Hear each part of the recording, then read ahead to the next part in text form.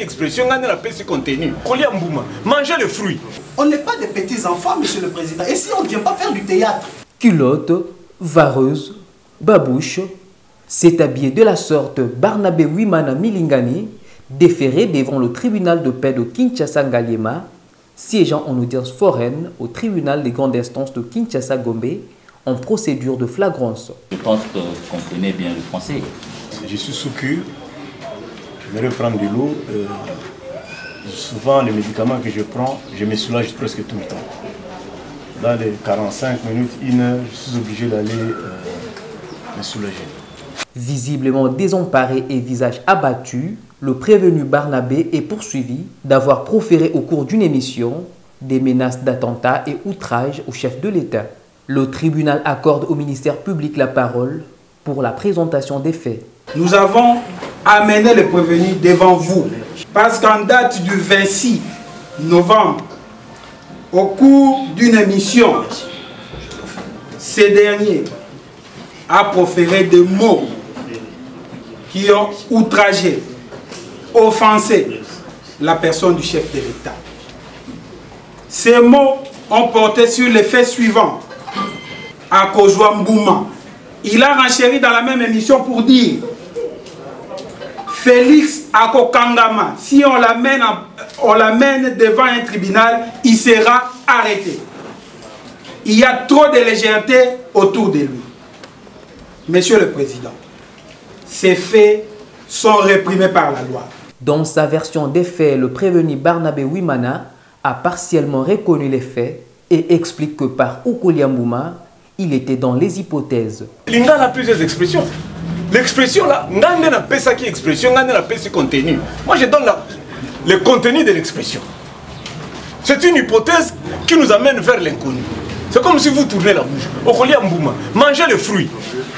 Allégations qui n'ont pas convaincu le Centre de réflexion juridique de la lutte contre l'impunité qui s'est constitué partie civile au cours de l'audience. Vous juge, si vous êtes saisi, c'est parce que le ministère public a pensé qu'il y a des actes, il y a des personnes qu'il faut élaguer dans la société parce que la société est endeuillée. Il dit dans l'émission, les propos, on vient de les reprendre.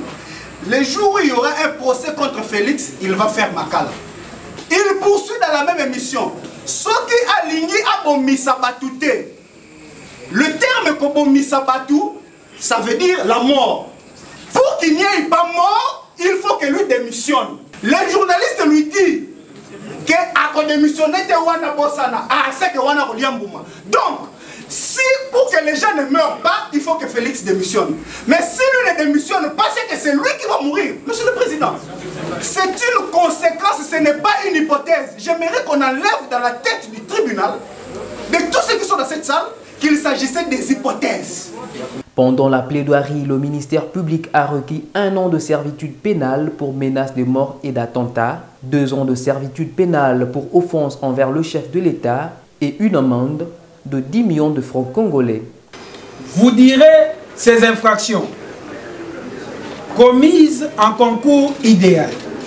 Vous ferez application de l'article 20 du Code pénal livre 1er en les condamnant à la plus haute expression pénale, c'est-à-dire à 2 ans de servitude pénale principale et à une amende de 10 millions de francs congolais. La partie prévenue, quant à elle, a plaidé non coupable. Vous vous rappelez ce qu'il y a dans Genèse en ce qui concerne le fruit défendu ou le fruit interdit? Les Européens ont dit que c'était la pomme. Moi, j'aime beaucoup manger la pomme. Interrogez les hommes de Dieu sur le fruit interdit et le fruit défendu. Il y a des doctrines qui vont dans tous les sens. Il en est de même Koliambouma. Koliambouma pour moi, parce que je suis libre, hein, autonome, je crus Koliambouma, c'est violer la règle, c'est violer la norme.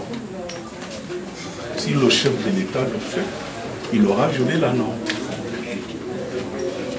Pour moi, c'est ça Koliambouma.